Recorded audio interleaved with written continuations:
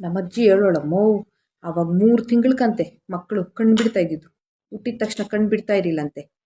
ಹ್ಞೂ, ನೆಲ್ಲುಲ್ಲಾಕಿ ಮರದಾಗ ಮಲಗಿಸೋರಂತೆ ಅವಾಗ ಹುಟ್ಟಿದ ತಕ್ಷಣ. ಹೇಳೋಳಂಗೆ 3 ವರ್ಷಕ್ಕಂತೆ ಮಾತುಗಳು ಬರ್ತಾ ಇದ್ದಿದ್ದು ಮಕ್ಳಿಗೆ ಆವಾಗ.